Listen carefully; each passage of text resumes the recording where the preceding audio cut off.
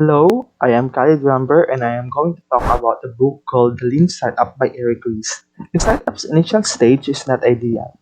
It is fraught with challenges and uncertainty. However, don't let this deter you from continuing. Every company owner should embrace failure as part of the process by immediately devising effective solutions, which could include management and realignment. One of the strategies to encourage modern modes of operation is to define your startup by thinking beyond the box.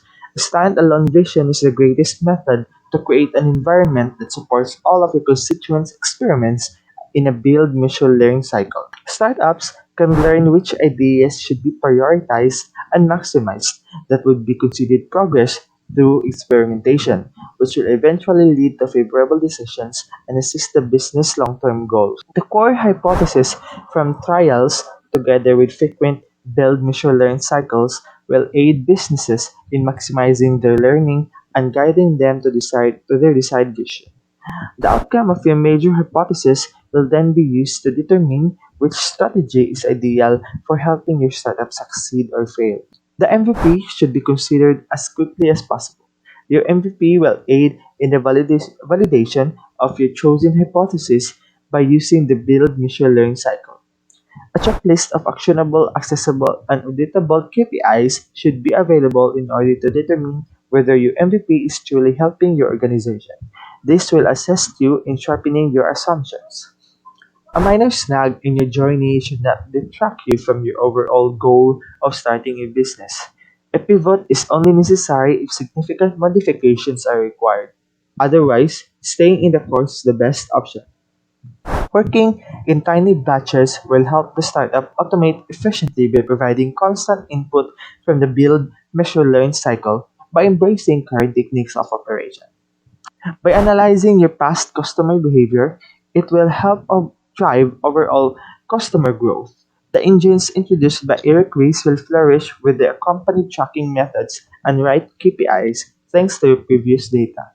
A startup that is adaptive in nature, that can determine and adjust operations on a frequent basis, collaborate with other teams to support and empowering, will help meet the vision and needs of the startup while maintaining efficiency and agility. That for the last part, a framework that includes an innovative team will help achieve true innovations in your startup. Offering them their autonomy, source of resources, and the desired outcome will be achievable by following them to undergo safe procedures in the build, measure, learn cycle. For my key takeaways, even though it may be considered a small scale action, my personal important takeaway from the information presented with me is that establishing a startup is not easy.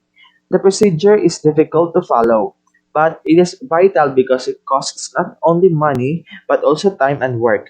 Eric Ries inspires me with his approach to forming startups in such a way that he can share his expertise and experience with them. He outlined processes that necessitated the use of particular disciplines such as science and business management.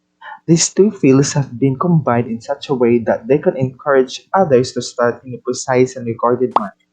Another thing I've learned is that having enough money to start a business is not only one component. It is also required careful planning and timing.